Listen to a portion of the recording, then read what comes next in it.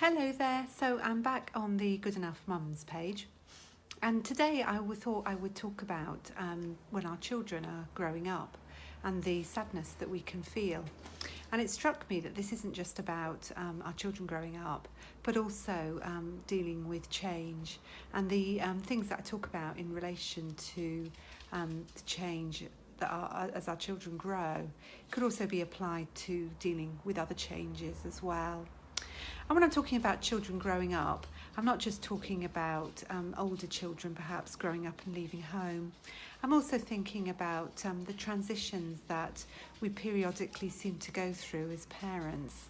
So this would be things like, when our toddler starts preschool, or our preschooler leaves preschool and starts at school, or our primary school child goes up to secondary school. Do say hello if you're here. Or even our school child does their last exams and goes off to do further training. And so parenthood is full of transitions, and how do we cope with them? I think the first thing that I'd really like to say is that we tend to think of grief as being related to bereavement, but it doesn't have to be just about bereavement. It can be about any sort of ending in life. And when things change, that's a sort of ending. And so our natural response to that can often be a sense of sadness, a sort of sense of grief. And there's nothing wrong with that. We're not abnormal for feeling like this. We're not being selfish. We're just recognising that this is the end of something. And I think it's really helpful as a first step to accept that this is actually a loss, that this is a change for you, and change inevitably means letting go of the past and moving to a new place, and that takes us a while to get our heads around. And so it's really important to accept that it's okay to feel sad and to acknowledge that to ourselves. And sometimes if we allow ourselves to feel sadness, it actually means that it doesn't last quite as long as if we try and push it away or deny it, that it's there. And so accepting the loss, that's one of the first things that I think we can do to help ourselves.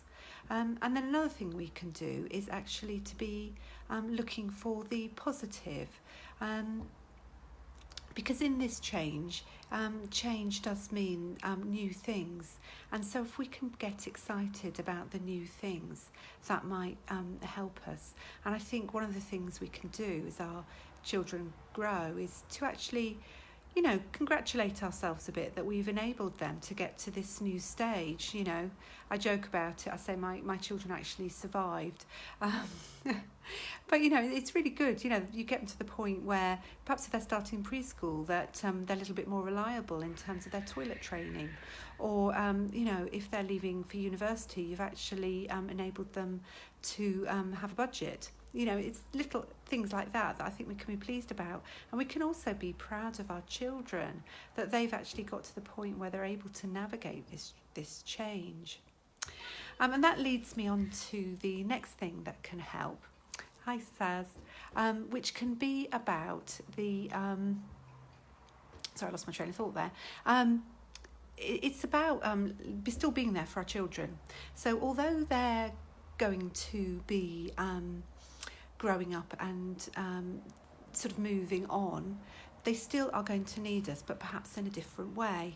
And so it might be that our role changes from sort of running around after them to actually just being there in the background and being a safe place that they can turn to. And we can ask them about how they feel about the transition. We can listen to them and ask them about their feelings and help them to prepare. And that sort of has a dual role, which is, it helps us because we still know that we're needed, albeit in a different way.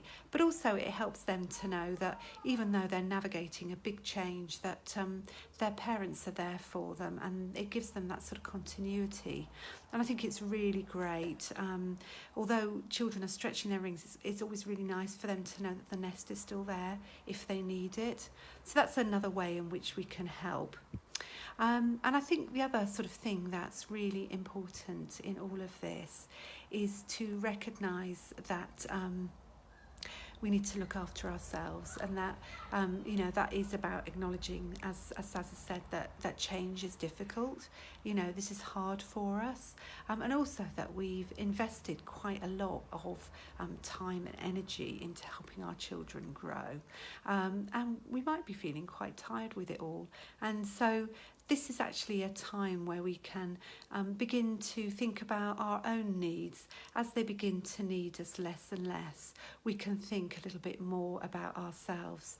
And it might be that we've got so all consumed in whatever stage of life that they're in that we might have really sort of lost sight of who we are, and there can be a sort of sense of we don't really know who we are when our children are growing. So perhaps if you've been the mum of preschoolers, for them suddenly to be at school, you sort of left a bit sort of feeling a bit empty and wondering sort of what you do now, and so it's really helpful to pay attention to ourselves, to look after ourselves, and maybe to in a sense look for the sort of positives in what's happening. So it may be that you have a little bit more time and you can do things with that time, and it might be really helpful, although there's always 101 things to do if you've got children at school, but it might be helpful to say give yourself time every week. I was going to say every day, you might not think that's possible, but a little bit of time which is your time. So you might want to use that for sort of socialising a bit more, or taking up a new interest or a new sport, giving yourself time to relax, or maybe doing a little bit of training, thinking about a new career, or doing volunteering, something that makes you feel as though you're you, and that can be really helpful and help you to re-establish yourself as a person in your own right. So I hope those thoughts have been helpful. And as I said at the start, I think dealing with change, a lot of those things that I've been talking about actually help you deal with all sorts of changes. It's always good to acknowledge that change can be challenging, and that there might be some sadness about the change, but that if we look to the change and see if there's an opportunity for us in it, if there's an opportunity for us to grow, if we're looking after ourselves and we can forge a new sense of purpose, that can actually be a really positive thing about change, and that can help us to navigate the change. So I'm doing a little blog about this, and it's all written, so I should be publishing it shortly. So if you'd like to catch the blog, it'll be at thegoodenough.mum.com/blog. You can find it there. And if you think this might be helpful for other mums or dads, then please do share it with them. So thanks very much for watching. I don't know who's just come on, but hi. And I'll see you again next week. Okay then, take care of yourself. Stay cool as much as possible. I'm not really managing it. I'll put something on the group about that in a minute. Okay, take care of yourselves. Bye.